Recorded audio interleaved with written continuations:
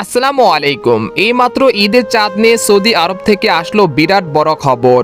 সবাইকে জানাচ্ছি অগ্রিম ঈদ মোবারক। রমজান প্রায় শেষ পর্যায়ে, আর মাত্র কয়েক ঘন্টার অপেক্ষা, তারপরে সৌদি আরব থেকে আসবে বিরাট বড় খবর। তারপরে জানা যাবে 2026 সালে পবিত্র ঈদ উল ফিতর কবে। এছাড়া বাংলাদেশ সহ পাকিস্তান ও ভারতে শুক্রবার ঈদ হবে নাকি শনিবার। এই মুহূর্তে সৌদি আরব থেকে কি তথ্য প্রকাশ করা হচ্ছে, আরও বিস্তারিত জানতে ভিডিওটি প্রথম থেকে শেষ পর্যন্ত দেখতে থাকুন। আর আপনি কোন জেলা থেকে এই খবরটি দেখছেন অবশ্যই কমেন্ট করে জানিয়ে দিন। আর সবার আগে সবার প্রথম সঠিক খবর জানতে আমার চ্যানেলটিকে সাবস্ক্রাইব করে রাখুন। এবার জেনে নিন এক নজরে।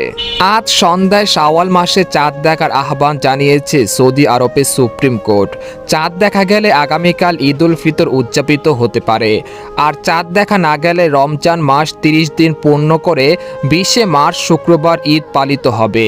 এছাড়া বাংলাদেশ, ভারত ও পাকিস্তানে আগামী 20 মার্চ সম্ভবত ঈদ উল ফিতরের চাঁদ দেখা যেতে পারে।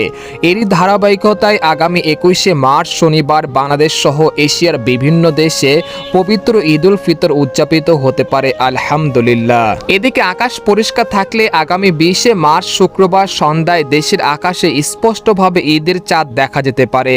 তবে আবহাওয়া খারাপ থাকলে অনেক এলাকায় সেদিন চাঁদ দেখা নাও যেতে পারে।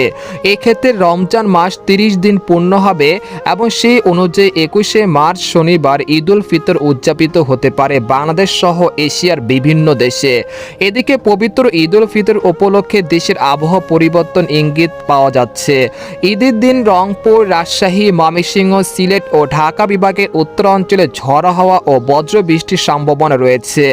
এছাড়া খুলনা, বরিশাল ও চট্টগ্রাম বিভাগে হালকা থেকে মাঝারি ধরনের বৃষ্টিপাত হতে পারে। তাই এবারে বৃষ্টি মুখর দিন হতে যাচ্ছে ঈদের দিন।